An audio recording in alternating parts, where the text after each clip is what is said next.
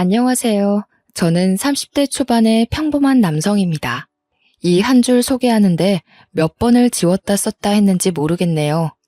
이렇게 글재주가 없지만 제 사연을 많은 분들께 들려드리고 싶은 마음에 용기를 내어봅니다. 특히 꼭 제 사연을 봤으면 하는 사람이 있거든요. 혹시 제 사연을 들어주시는 분들 중 가난을 겪어보신 분 있으신가요? 그렇다면 제 사연이 더욱 와닿으실 겁니다. 사람 사는 게 다 똑같다고 하지만 그것도 어느 정도 배가 부른 소리지 정말 배고픈 사람들은 이런 말을 못 꺼내지요. 저는 지긋지긋한 가난에 시달리며 살았습니다. 유년 시절을 떠올려 보면 돈과 배고픔 그리고 빚 말고는 떠오르는 게 없어요. 지금 생각해봐도 너무 힘들었다는 말밖에 나오지 않을 정도로 힘들었습니다. 보통은 유복하다가 망하는 집안이 많지요. 그러나 저희 집은 처음부터 배고픈 집안이었는데 아버지께서 지인분과 동업을 하시면서 집안은 풍비박산이 났습니다. 그렇게 하지 말라고 말리던 엄마의 만류에도 불구하고 아버지께서는 고집을 부리셨고 동업을 한다며 없는 살림에 빚까지 져서 모든 걸 올인하셨습니다. 그 결과는 처참했어요. 동업자였던 지인에게 사기를 당한 이후 부모님의 사이는 벌어질 대로 벌어졌고 아버지는 온종일 술로 보내셨습니다. 부모님과 저 그리고 여동생 2명이 함께 살던 작은 집까지도 날려야 했고 저희 가족에게 더는 행복함이 없었죠. 정말 코딱지만한 방 한 칸에서 5 식구가 살게 되었는데 너무 숨막히고 싫었습니다. 아버지도 조금 더 잘해보려고 욕심을 내시다 그랬다는 건 이해할 수 있었어요. 다만 이미 사고가 터졌고 일이 벌어졌는데 수습하려는 모습은 보이지도 않았고 온종일 술만 마시며 주정 부리는 모습이 견디기 힘들었습니다. 아버지는 술만 마셨다 하면 저희 남매에게 험한 말을 내뱉었죠. 야, 넌 장남이란 놈이 집안이 이렇게 망했는데 아무것도 안 하고 전하태평이야? 저런 놈을 장남이라고 낳은 내가 미친놈이지. 에라이 썩을 잡놈아. 니까지 꺾어서 뭐가 될 것 같냐? 나가 죽어라. 그만하세요. 뭐? 그만하세요? 이게 어디서 말대답이야? 싹수 없이. 왜? 네 아비가 사업 망하고 이 꼴로 있으니까 우습냐? 마음만 해? 좀 제발 그만하시라고요. 이렇게 된 게 누구 때문인데 아버지가 그러고 계세요? 아버지 때문에 집안 풍비박산 난 거잖아요. 아버지가 수습하셔야죠. 왜 저한테 그러세요? 이 썩을 것 말하는 것 좀 봐라. 네가 나한테 안 맞은 지 오래됐지? 네가 아주 처맞고 싶어서 몸이 근질근질하지? 아버지가 무슨 자격으로 저를 때리세요? 제발 그만 좀 하세요. 이런 술주정도 이제 지겨워요. 상대해주고 싶지 않다고요. 장남은 저렇게 쓸모가 없고 딸년을 괜히 둘이나 낳아서 밥이나 축내고 어이구 내 팔자야. 아버지는 이해가 어려울 정도로 본인이 저지른 일에 저희 탓을 하셨습니다.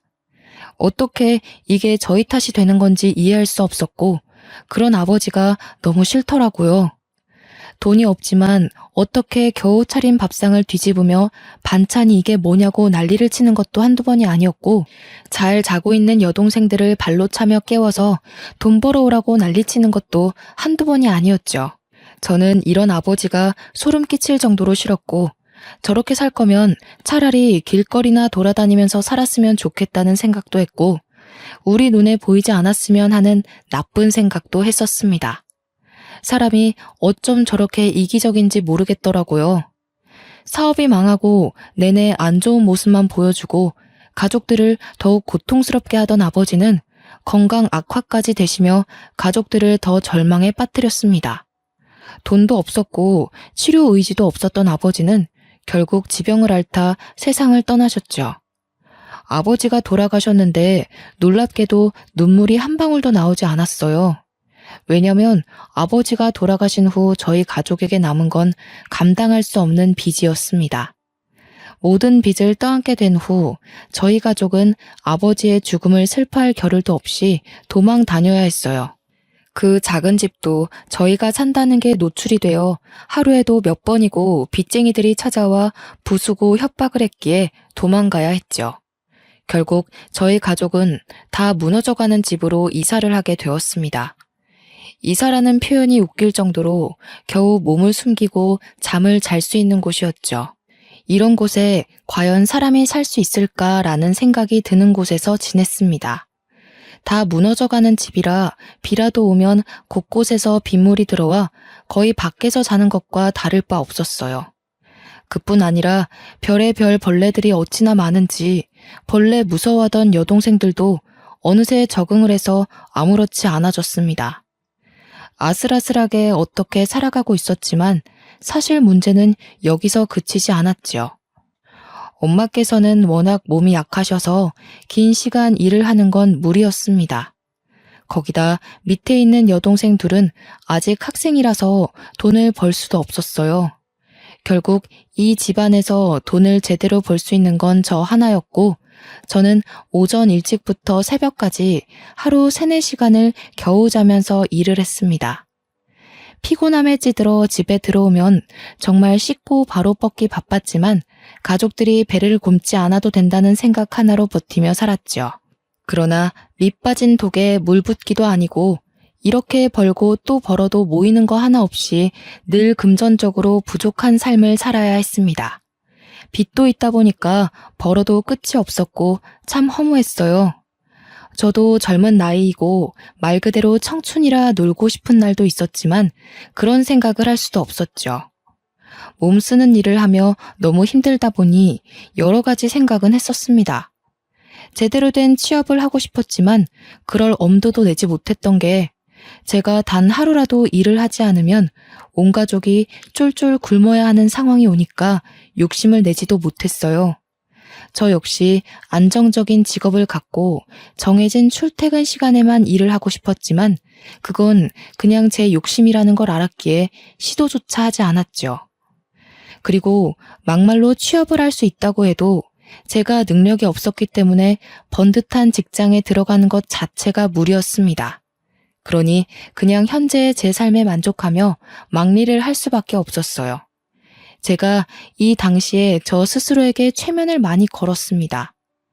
일을 해서 먹고 사는 게 어디야? 라든지 나는 지금 가족을 위해 최선을 다하고 있고 충분히 훌륭한 사람이야.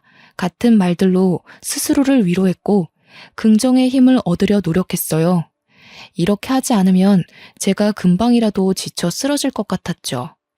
그래도 외롭지는 않았던 게 제가 이렇게 고생하는 걸 엄마와 여동생들이 알아줬거든요. 늘 힘들게 일하고 오면 다 무너져가는 작은 집에서 가장 편한 자리에 그나마 좋은 이부자리를 펴두고 제가 쉴 수 있는 공간을 마련해줬습니다.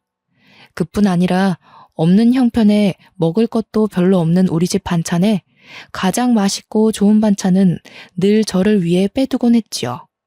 어떻게 보면 별거 아니라고 생각할 수 있지만 그 당시 저희 집 형편을 생각해보면 정말 대단한 일이었고 저를 배려해 준 거였습니다. 또 제게 돈을 받는 걸 당연하게 여기지 않아서 그나마 제가 위안을 삼을 수 있었습니다. 오빠, 정말 미안한데 나 용돈 조금만 줄 수 있을까? 오빠가 힘들게 일하는 거 다 알고 있어서 용돈 진짜 아껴서 썼는데 저번에 문제집을 잃어버려서 다시 사느라 돈이 조금 부족해서. 그래? 그런 거면 오빠한테 진작에 말하지. 돈 아예 없었을 거 아니야. 응, 그냥 걸어서 왔다 갔다 했어. 차비라도 아끼려고. 미안해, 오빠. 오빠도 힘들게 버는 돈인데 내가 함부로 써서. 나중에 내가 더 커서 돈 벌면 꼭 오빠한테 갚을게. 뭘 또 갚는다고 그래. 그냥 제대로 공부해서 성공만 해. 너희가 성공하는 게 오빠 도와주는 거야. 우리 아들 힘들지? 그래도 이번에 생활비가 좀 여유가 있어서 다음 달에 생활비 전부 안 줘도 괜찮을 것 같아.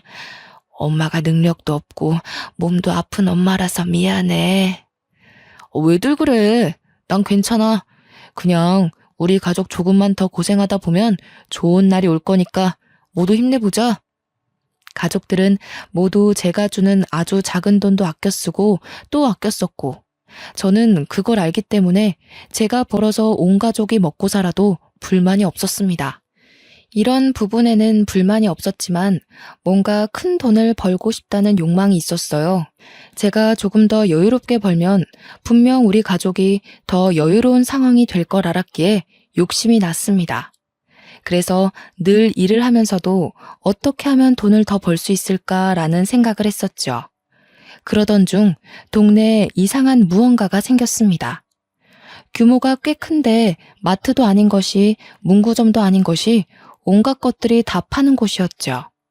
이 동네에 저렇게 큰 마트가 생기면 돈을 못 벌 텐데 라는 걱정이 앞섰습니다. 워낙에 주머니를 쉽게 열지 않는 사람들이라 도보 10분 거리에 있는 시장보다 저렴한 게 아니라면 누구도 발길을 하지 않을 텐데 하는 쓸데없는 걱정을 했네요. 그러나 예상외로 거기를 직접 다녀오신 엄마의 반응이 너무 좋았습니다. 동호야, 집 들어오는 사거리에 마트 같은 거 생긴 거 봤니? 오늘 가봤는데 정말 너무 괜찮더라. 엄마가 이것저것 반찬거리 좀 사고 계산하려고 했더니 글쎄 뭐라는 줄 알아? 아, 거기? 오면서 보긴 했는데 거기 마트야? 근데 왜? 뭐라는데? 얼마냐고 했더니 편하게 알아서 내라고 하더라. 그래서 엄마가 놀라가지고 쳐다보니깐 씩 웃으시면서 절반씩만 내고 가래. 세상에, 채소들 상태도 신선하고 좋은데 너무 저렴하더라고. 앞으로 거기서만 사야겠어. 아, 진짜? 뭐야, 그렇게 반값에 팔면 뭐 남는 게 있나? 이상한 곳이네. 아무렴 우리 형편에 그런 곳이 가깝게 있으면 너무 좋은 일이지. 물론 그건 맞는 말이지. 다행이네. 나도 한번 가봐야겠다.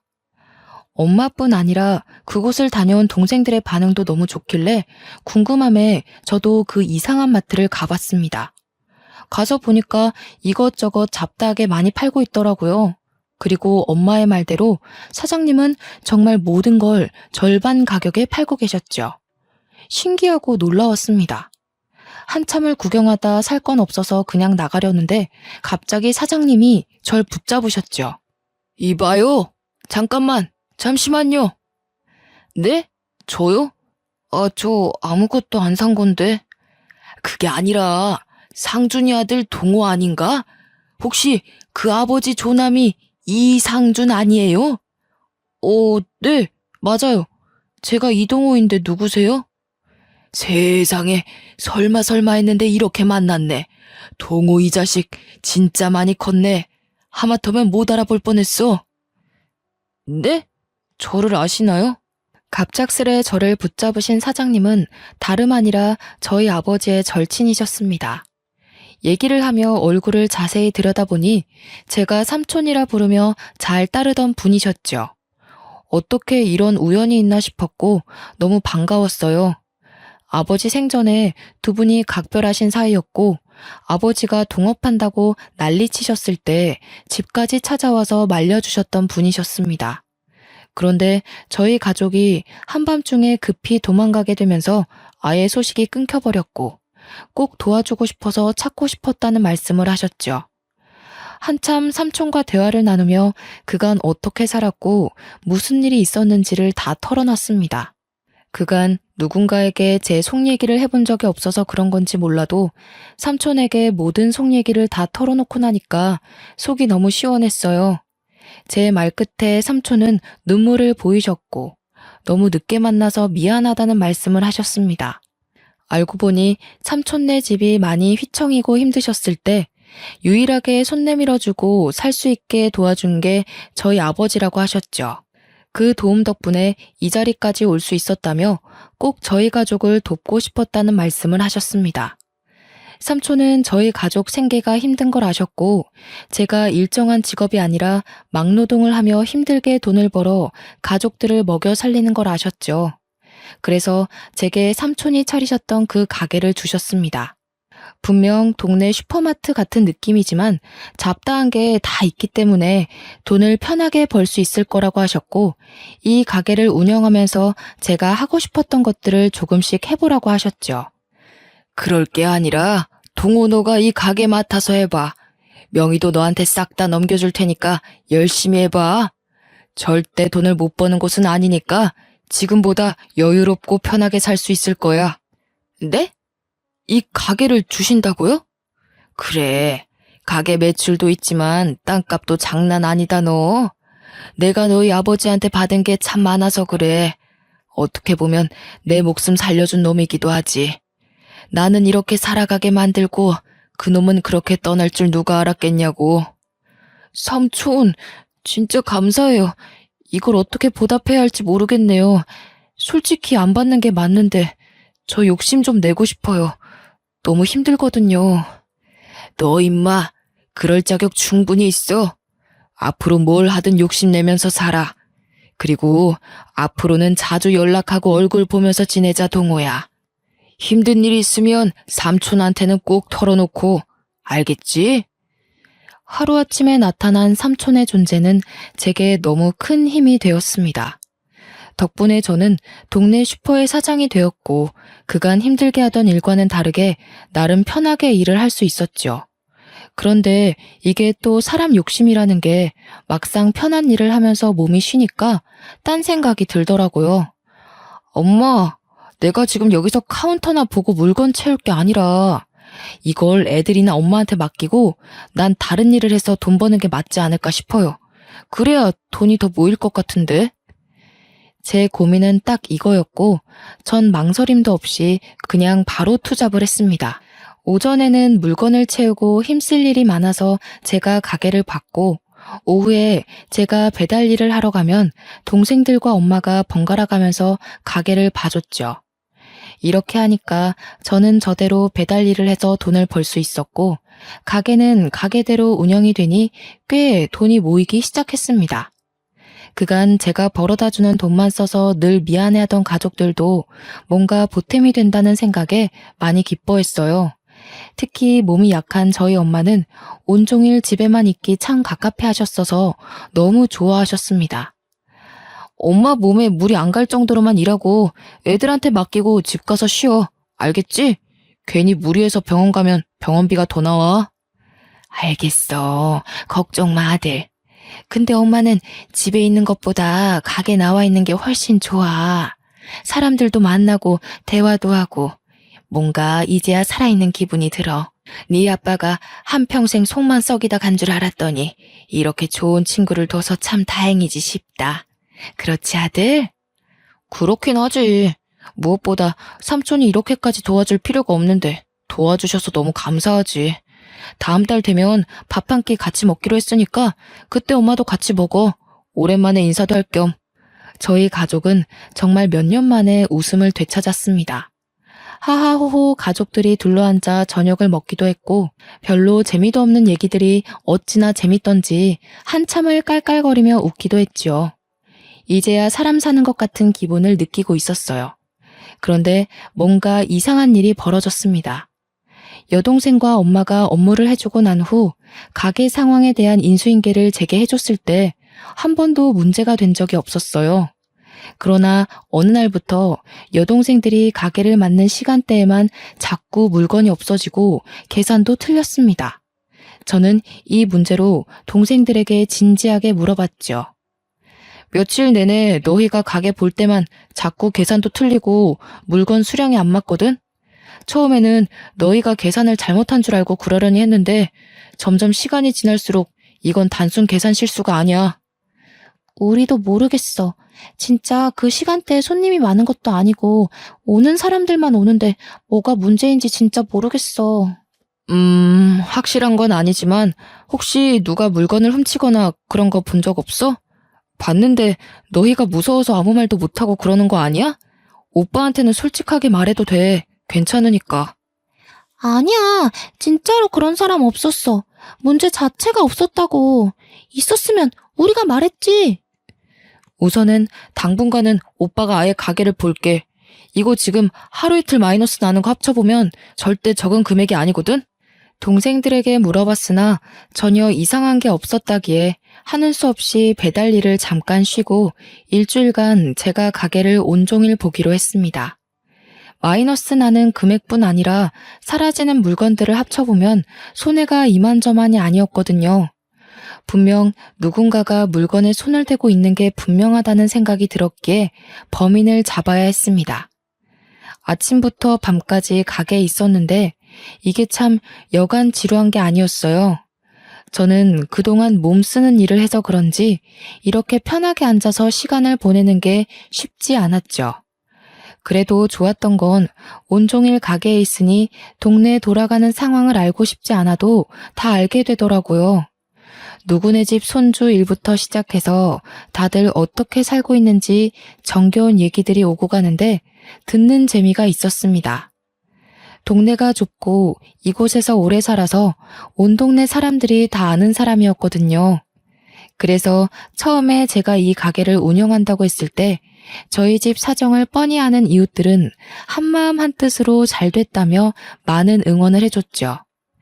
저희 가게에서 조금만 더 가면 규모가 훨씬 큰 슈퍼마트가 있었는데 저희 사정을 잘 아는 이웃분들은 모두 저희 가게를 들려주셨어요.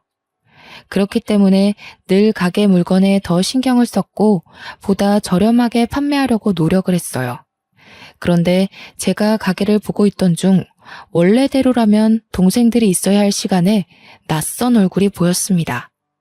오늘 옆집 저녁 반찬이 뭔지도 아는 이 동네에서 제가 생전 처음 보는 여자가 들리는 거예요. 언뜻 보기엔 제 또래 같았어요.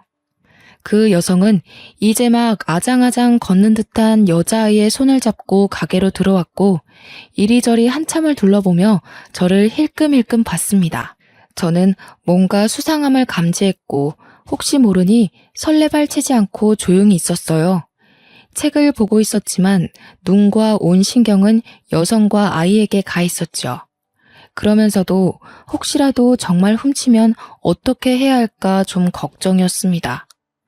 애엄마가 아이를 데리고 마트에 와서 물건을 훔치는 거면 이유가 있을 거라는 생각을 했거든요. 바로 그때 그 여자는 채소와 과일을 조금씩 주머니와 가방에 쓱쓱 넣었습니다. 이게 참 마음이 아팠던 게 통으로 훔쳐가는 게 아니었죠. 포도도 한 송이를 가져가는 게 아니라 몇 개 따서 주머니에 쓱 넣고 방울토마토도 몇 개만 쓱 넣는 모습에 모른 척 해야 하나 싶었습니다. 이어 아이가 갖고 놀 장난감도 쓱 넣더니 속도가 붙었는지 갑자기 조금씩 눈치 보며 쓱쓱 훔쳤죠. 처음 한두 번이면 솔직히 눈 감아줬을 텐데 지금 이게 한두 번이 아니었고 가게에 손해까지 입혔기 때문에 바로 잡을 필요가 있었기에 저는 그 여성에게 다가가 물었습니다. 저기요, 지금 뭐 하시는 겁니까? 며칠 내내 가게에 도둑이 있다 싶었는데 그쪽이었군요. 정말 죄송해요. 사장님, 한 번만 용서해 주세요. 저희가 돈이 없는데 저는 굶어도 괜찮은데 딸아이 먹일 게 아무것도 없어서요. 정말 죄송합니다. 잘못인 거 알고 있고 범죄인 것도 알아요. 제가 꼭 갚을게요. 아니, 훔칠 거면 뭐 제대로나 훔치지 이게 뭡니까? 아, 참. 그 실례지만 아기를 혼자 키우시는 거예요? 이렇게 돈이 없으면 아이를 어떻게 키워요? 그게 애 아빠가 돈을 다 들고 도망갔어요. 하루아침에 그렇게 도망가고 저랑 딸한테 남은 건 그 인간이 사고치고 남은 빚뿐이라 지금 이 동네에 숨어서 살고 있네요. 정말 죄송해요. 애가 너무 어려서 일도 못하고 있어서 너무 죄송합니다. 네? 아유, 뭐 저도 이 동네 아버지 때문에 도망와서 숨어 살았던 게 시작이라 참 모른 척하기가 그렇네요. 저기 이렇게 훔치지 말고 유통기한 임박한 제품들은 그냥 줄 수 있으니까 앞으로는 와서 당당하게 가져가세요. 애기도 이것저것 맛있는 거 많이 해주시고 그래야 무럭무럭 크죠. 네? 아니에요. 그렇게까지 안 해주셔도 괜찮아요. 이미 면목이 없는데요. 저도 배고팠던 시절이 있어서 잘 압니다. 조금이라도 형편 나은 사람이 도와야 풀리지 안 그러면 막막하잖아요. 괜찮으니까 가게 와서 가져가세요. 저희 엄마랑 동생들한테도 말해둘게요. 정말 감사해요, 사장님. 정말로 너무 감사합니다. 제가 꼭 잊지 않고 보답할게요. 절대로 잊지 않을게요. 너무 딱 애엄마 사정을 무시할 수 없었습니다. 자세히 들어보니 남편이 정말 하루아침에 흔적도 없이 다 들고 도망을 갔다던데 홀몸도 아닌 저 어린아이를 데리고 뭘 할 수 있을까 싶었죠. 저야 뭐 제가 벌어서 가족들을 먹일 수야 있었는데 이쪽은 애엄마가 일도 못하는 상황이니 막막할 것 같았습니다. 그래서 말로는 유통기한 임박한 제품을 주겠다고 했지만 제 사비를 들여서 아기들이 먹는 것들을 따로 발주를 넣어서 애엄마에게 무료로 줬어요. 그게 미안했는지 가끔은 저희 가게에 올 때 맛있는 간식을 해서 왔다고 합니다. 물론 저는 배달 일을 다시 시작하고 있었기에 동생들과 엄마만 맛을 봤죠. 제가 동생들과 엄마에게 이걸 말했을 때도 아주 잘했다면서 오면 부담스럽지 않게 도와줘야겠다는 말을 했어요. 저희 가족 모두가 처참할 정도로 가난이 뭔지 너무 잘 아니까 모두가 도와주고 싶었습니다. 그렇게 제 사비까지 들여 애엄마를 도운 게 2년이란 시간이 흘렀어요. 2년간 많은 변화들이 있었습니다. 제 동생들은 대학 입학을 했고 저랑 엄마는 다 무너져가는 집이 아니라 번듯한 집으로 이사를 했죠. 집안 사정은 많이 좋아졌고 가족들의 얼굴도 행색도 모두 좋아졌어요. 그리고 2년간 도와줬던 애엄마의 딸아이도 무럭무럭 자라서 옹알이를 하던 게 말도 똑부러지게 하고 아주 많은 변화들이 있었습니다. 그러던 어느 날 갑자기 애엄마가 가게 마감 직전에 저를 찾아왔는데 애도 없이 혼자 늦은 시간에 왔길래 깜짝 놀랐죠. 뭐예요? 아영이는 어디에 두고 이 시간에 혼자 왔어요? 무슨 일 있어요? 저 사장님께 드릴 말씀이 있어서요. 너무 갑작스럽지만 저 지금 이 동네 떠나거든요. 네? 왜요? 뭐에 또 쫓기는 거예요? 무슨 일인데 한밤중에 갑자기 떠나요? 나쁜 일은 아니고 저 제대로 살려고 가는 거예요. 갑작스럽게 이런 말 해서 미안하지만 사장님, 여기 이 자리에 꼭 계셔야 해요. 제가 꼭 올 거니까 아셨죠? 제가 은혜 갚을 기회 주셔야 해요. 그래서 그 말 하려고 급하게 왔어요. 그렇게 애 엄마는 제게 기약 없는 약속을 하고 떠났습니다. 사실 많은 생각이 들었어요. 애엄마와 뭐 사적인 감정이 있던 건 아니지만 2년이라는 시간 동안 꽤 서로 가깝게 지냈기 때문에 정도 들어서 생각이 많이 났습니다. 언제 올지도 모르고 막말로 안 올 수도 있는데 저는 자꾸만 기다려졌어요.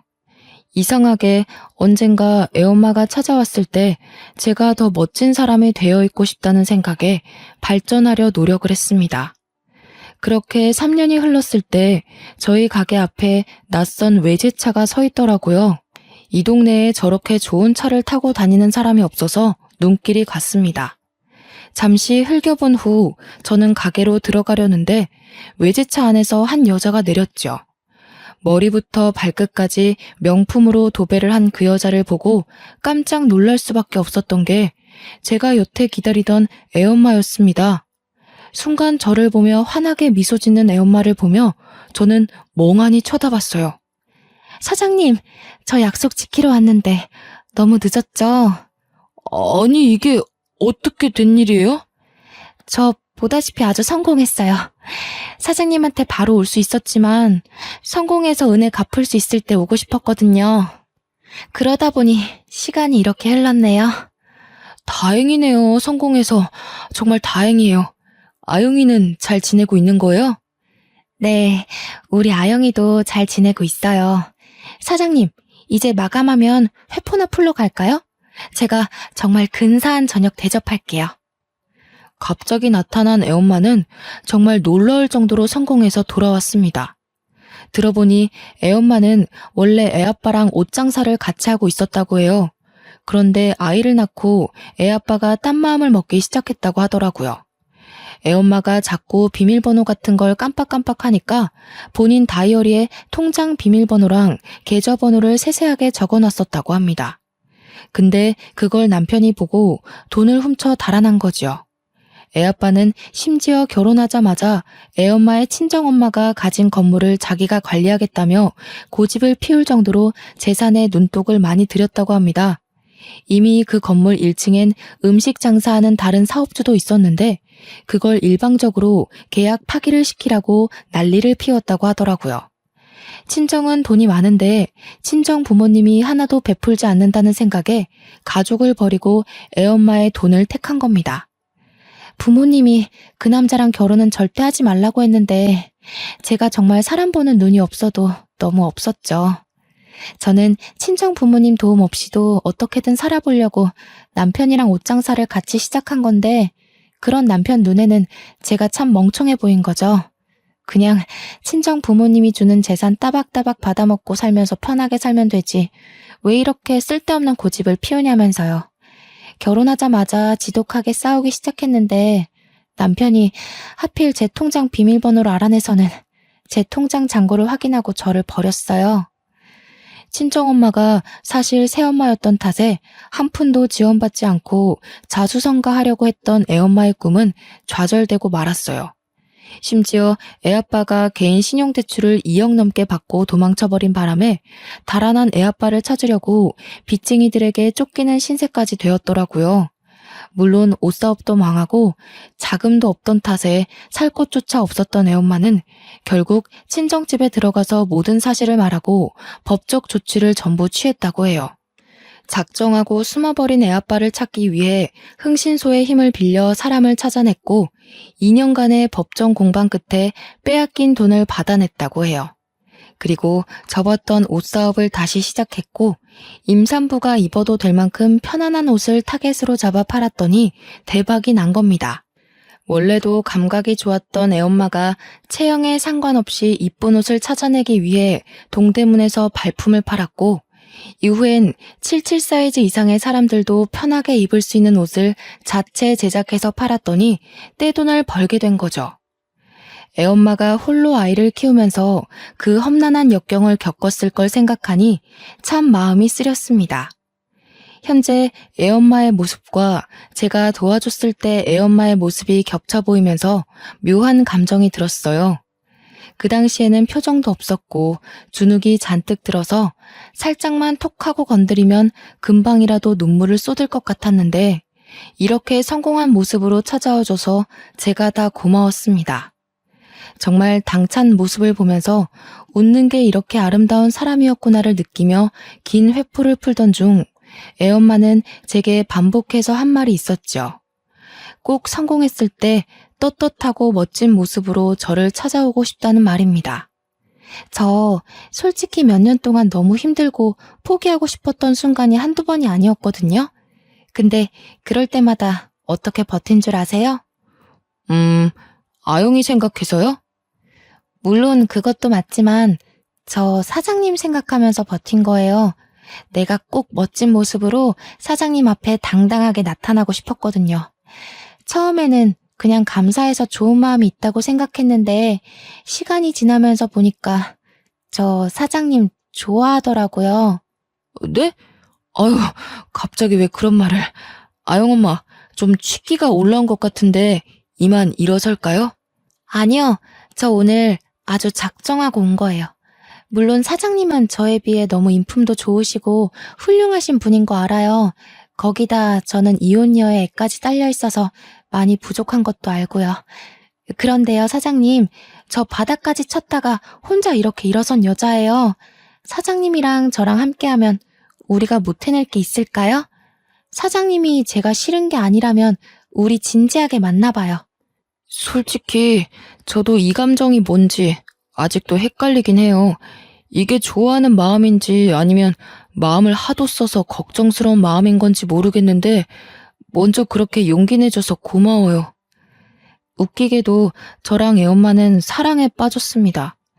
진작부터 서로에게 미묘한 감정이 있었지만 애엄마는 본인의 사정이 좋지 않았고 저는 그런 애엄마에게 이성의 감정을 느낄 수가 없었죠.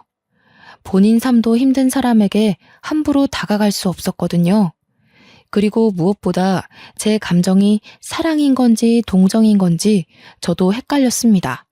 그런데 먼저 용기를 내어 제게 고백해주는 애엄마의 말을 들으며 점점 확신했고 연애를 시작했어요. 저희 두 사람의 만남은 양가에서 가장 좋아해 주셨습니다.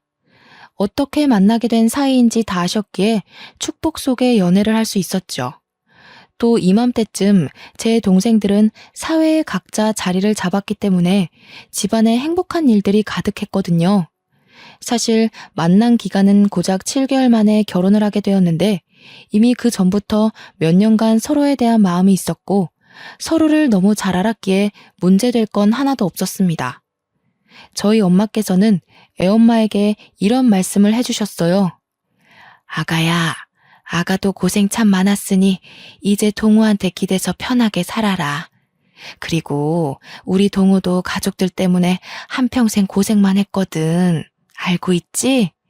그냥 너희 둘이 서로 아껴주면서 이제라도 편하게 살았으면 좋겠어. 나는 그럼 소원이 없을 것 같다. 어머님, 부족한 저 받아주셔서 감사해요. 가장 못난 모습일 때 곁에서 다 지켜보셨는데 선뜻 이렇게 허락도 해주시고 너무나도 감사해요, 어머님. 아니다. 그게 무슨 말이야. 못나긴 뭘 못나. 내 새끼 지키려는 애미 모습보다 더 훌륭한 모습이 있어?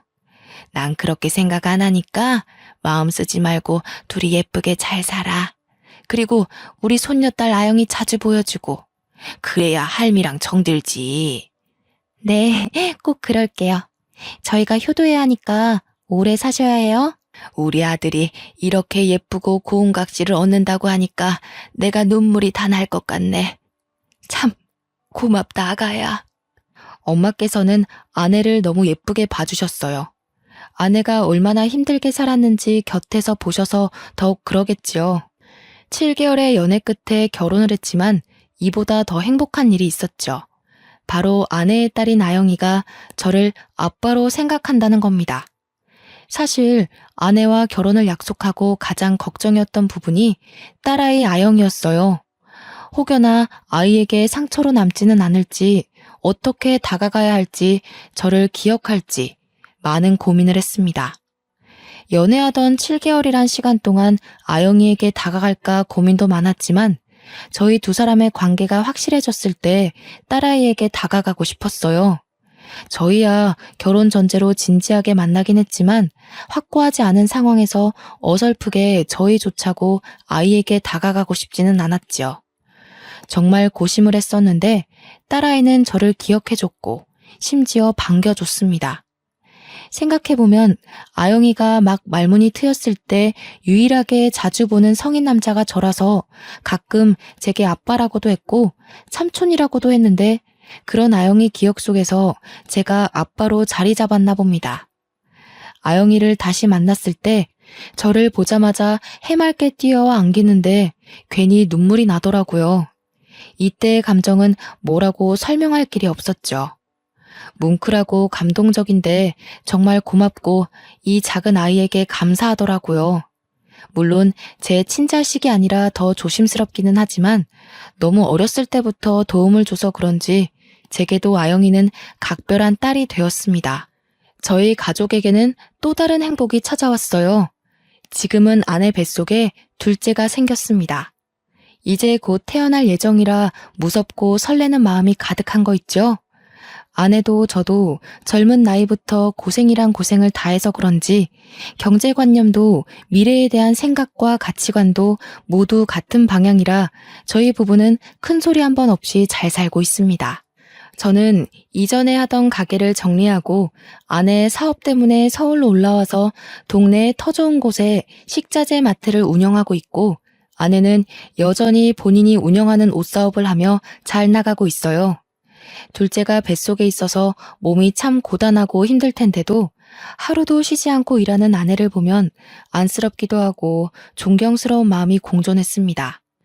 지금도 행복한 저희 가족이지만 곧 태어날 둘째와 함께 저희 네 식구는 앞으로 더 행복하게 살 겁니다. 결국 제가 베푼 온정이 큰 사랑으로 돌아왔다는 생각에 태어나 가장 잘한 일이 아닐까 싶더라고요.